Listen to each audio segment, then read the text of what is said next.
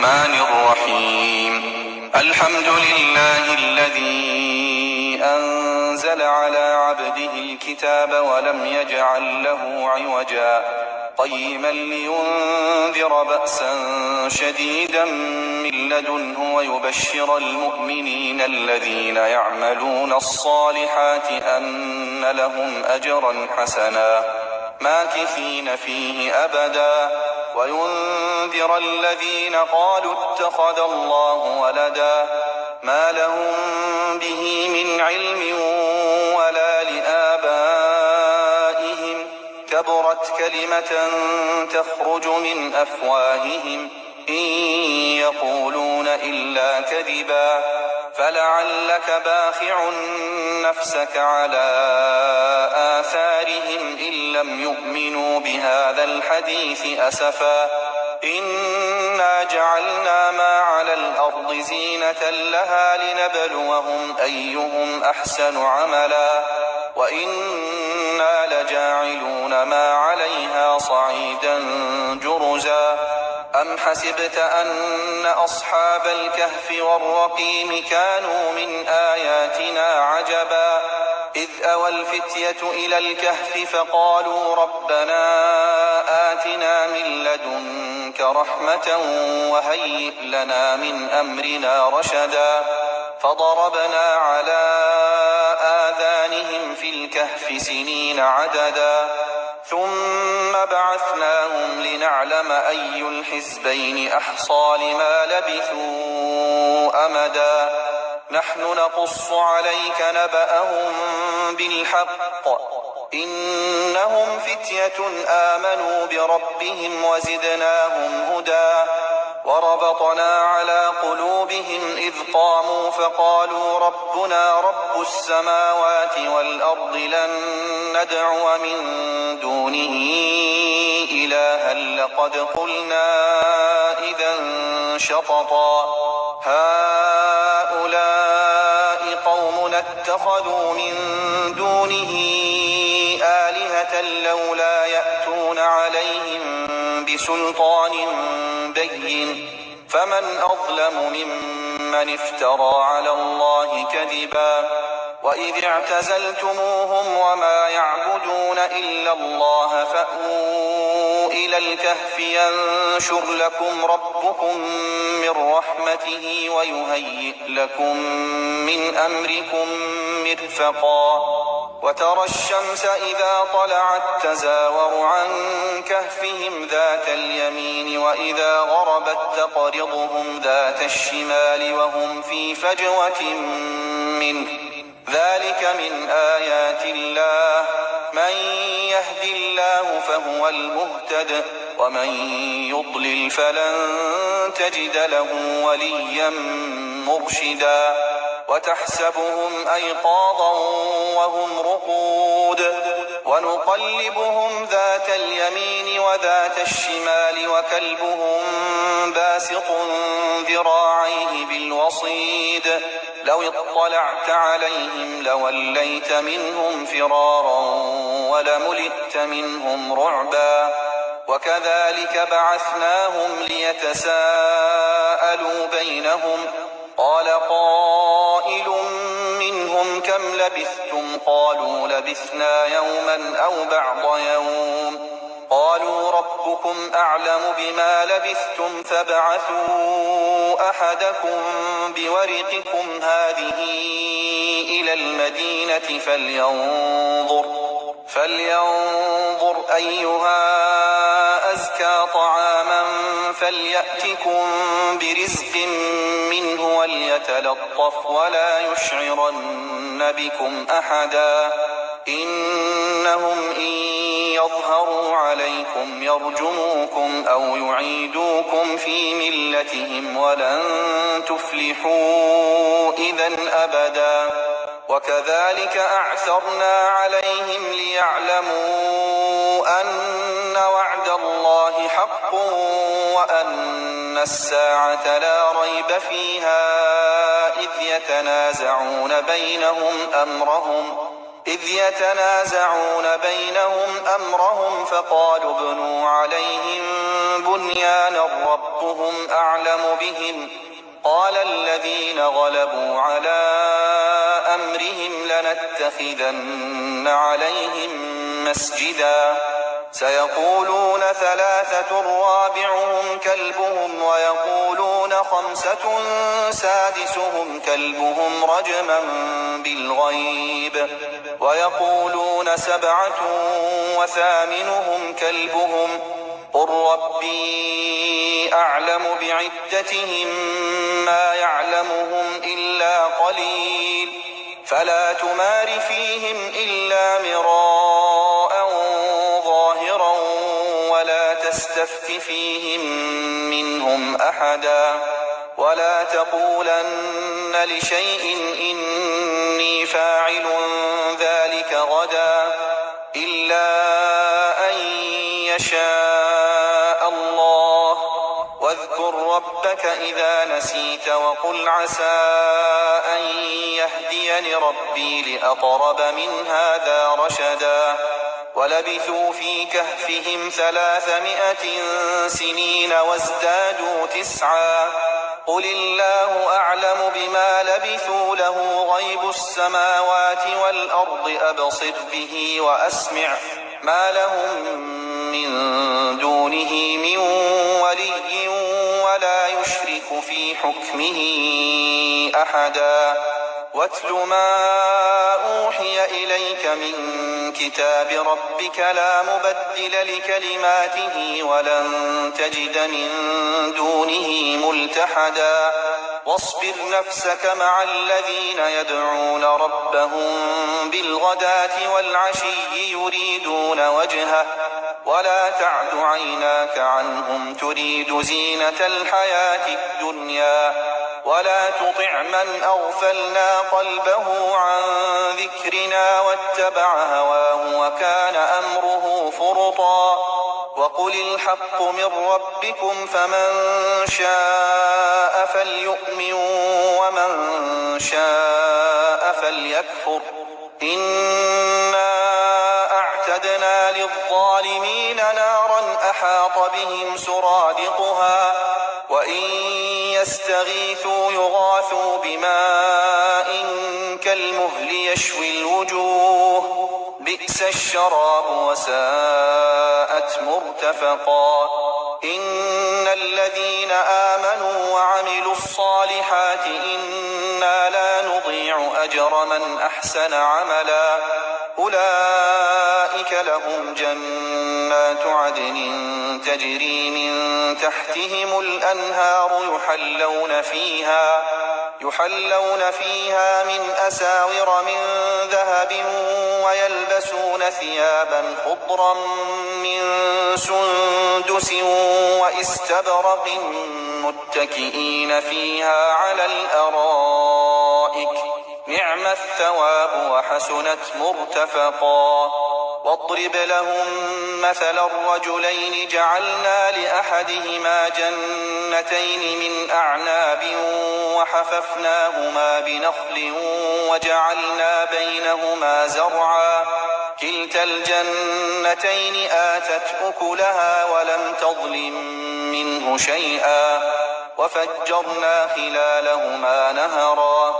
وكان له ثمر فقال لصاحبه وهو يحاوره أنا أكثر منك مالا وأعز نفرا ودخل جنته وهو ظالم لنفسه قال ما أظن أن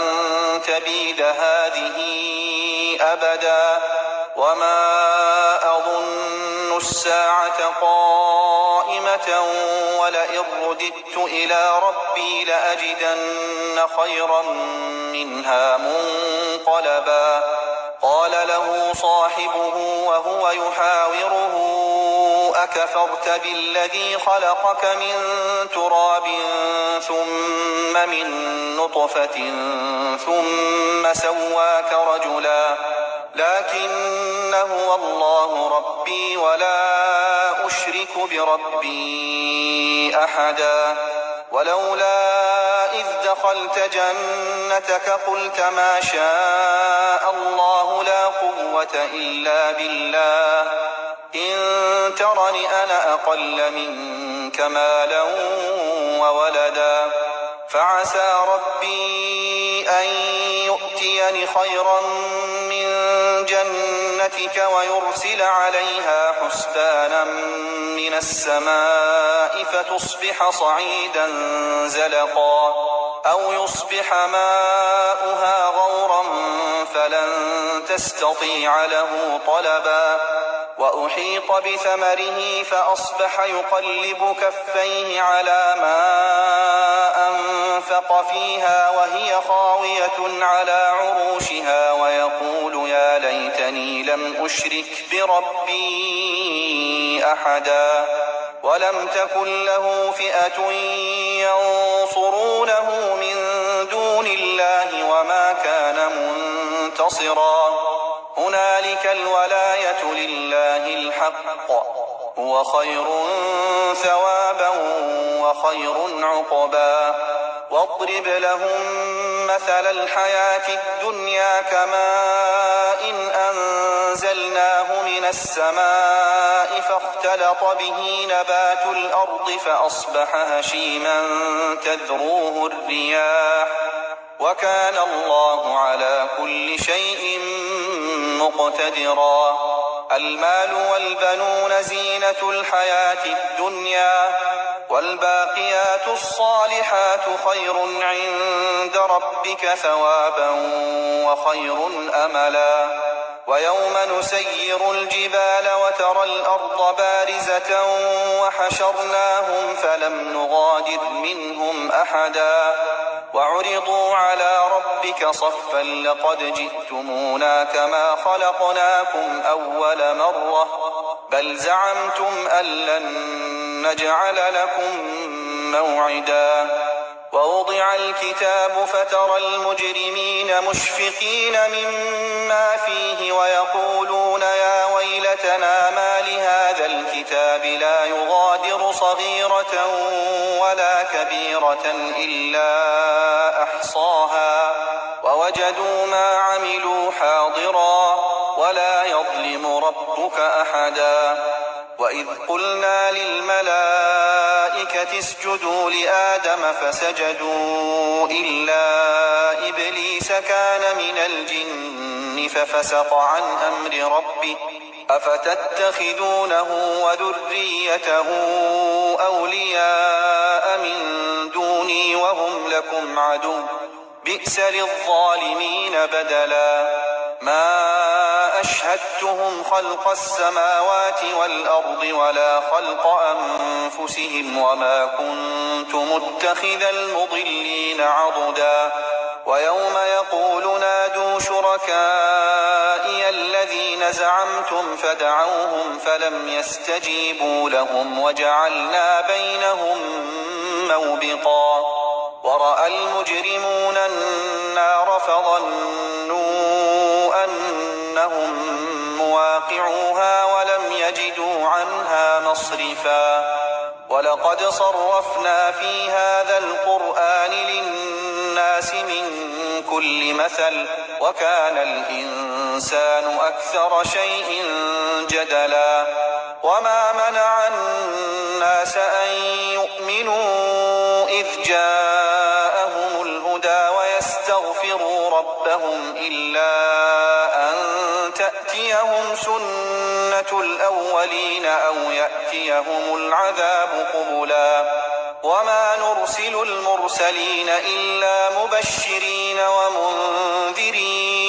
ويجادل الذين كفروا بالباطل ليدحضوا به الحق واتخذوا آياتي وما أنذروا هزوا ومن أظلم ممن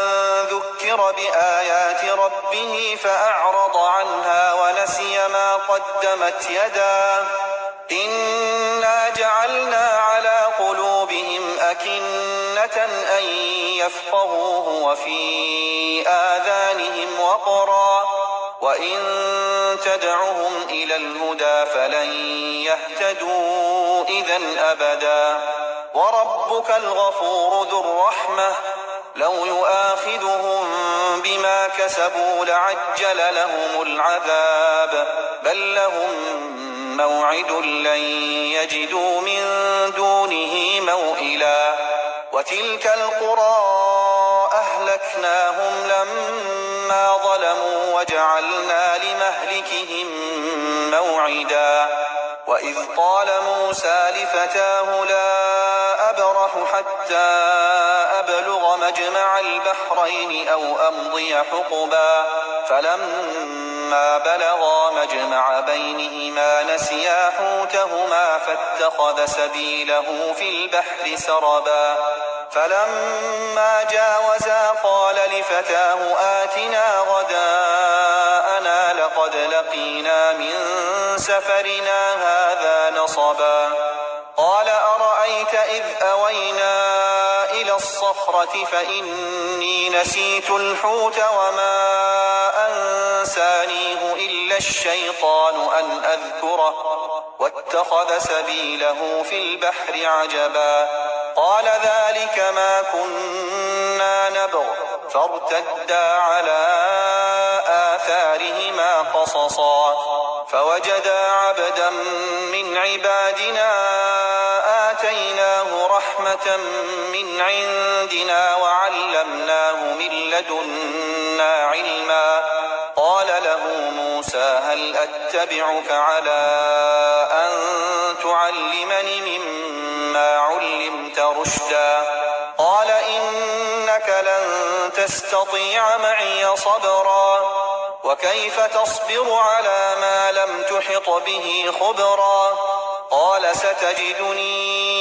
إن شاء الله صابرا ولا أعصي لك أمرا قال فإن اتبعتني فلا تسألني عن شيء حتى أحدث لك منه ذكرا فانطلقا حتى إذا ركبا في السفينة خرقها قال أخرقتها لتغرق أهلها لقد جئت شيئا إمرا قال ألم أقل إنك لن تستطيع معي صبرا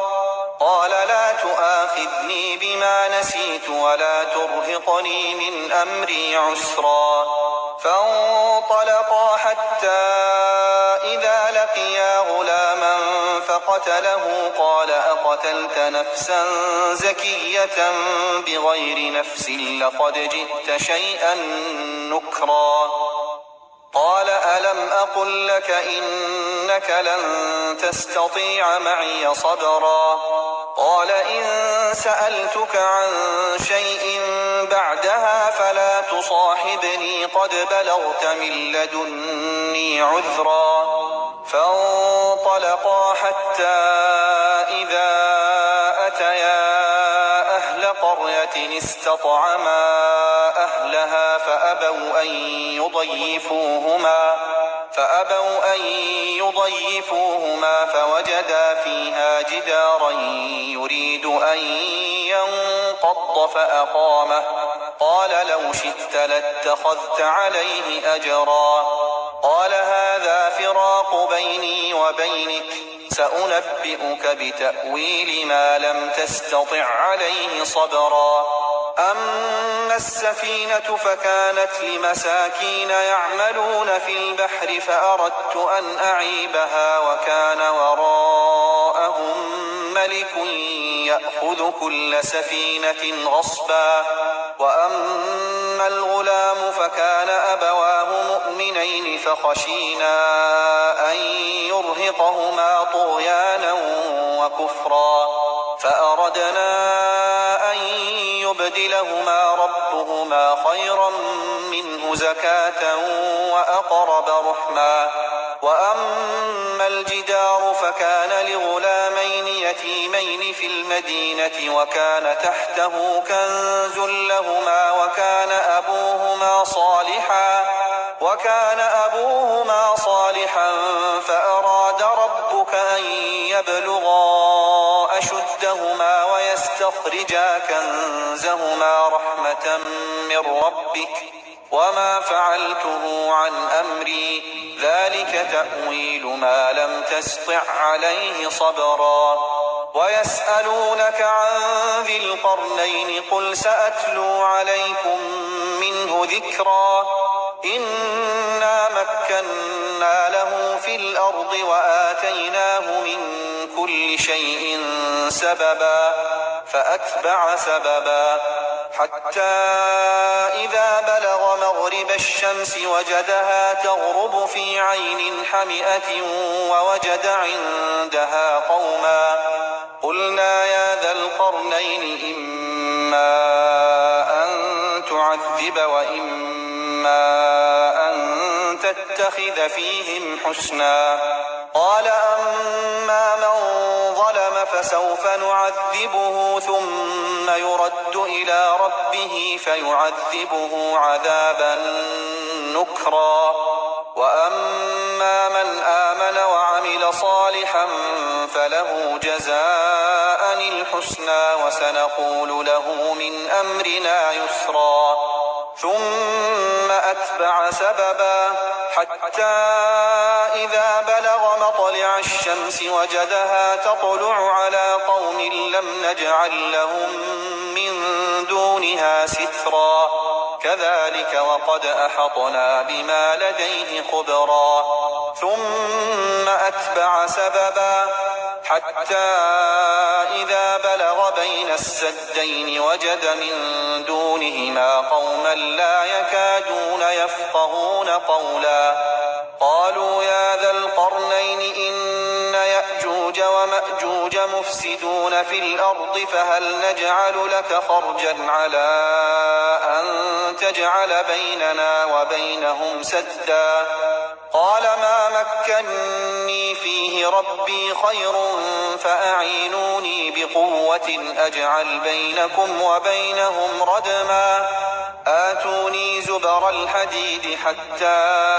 إذا ساوى بين الصدفين قال انفخوا حتى